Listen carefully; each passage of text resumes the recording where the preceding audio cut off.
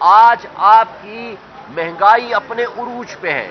آج بجلی کا ریٹ آپ دیکھ لیں، پیٹرول کو دیکھ لیں، ڈالر کا ریٹ دیکھ لیں، آپ بدترین معاشی تباہی کی طرف جا رہے ہیں.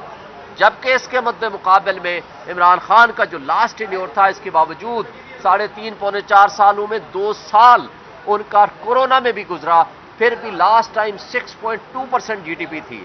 اس وقت $24 بلین کا آپ کے پاس ریزرو تھا اور ڈالر انفلو تھا.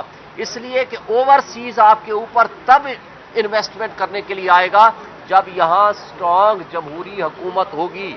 اس لیے کہ جس شخص کے یا جس پرسنالٹی کے یا جس پارٹی کے لیڈر کے پیسہ باہر پڑا ہوگا، جس کی انویسٹمنٹ باہر ہوگی، تو وہاں کس منہ سے وہ ان کو کہے گا کہ اپنا پیسہ لے کر آئیں، یہاں آ کر انویسٹ کریں؟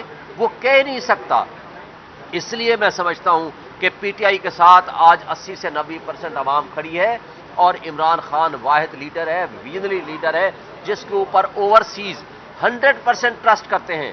آج وہ اپنا پیسہ لے کر یہاں آئیں گے، انویسٹمنٹ کریں گے، تو ہمارے ملک کو ترقی ملے گی، ہمارے ملک کی معاشی بہتری آئے گی، ملک میں سیاسی عدم استحکام کم ہوگا اور ہمارے مسائل کم ہوں گے.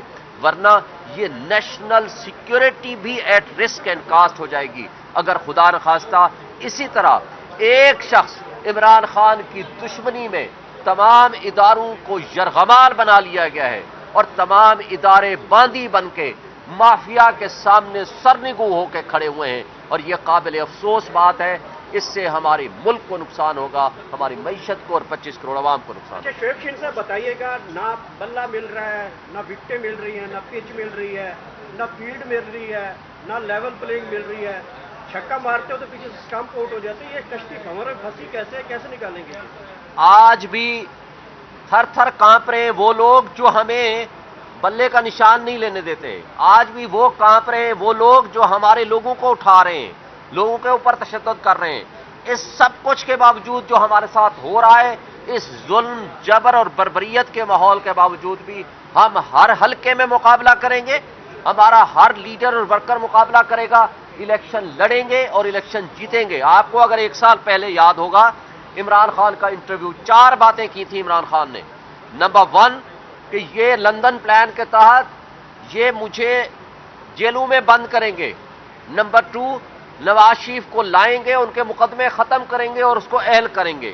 2 تیسری بات انہوں نے یہ کی تھی کہ ہماری پارٹی کو ڈسمنٹل کرنے کی کوشش کریں گے. لیکن یہ 3 باتیں مکمل ہو چکی ہیں.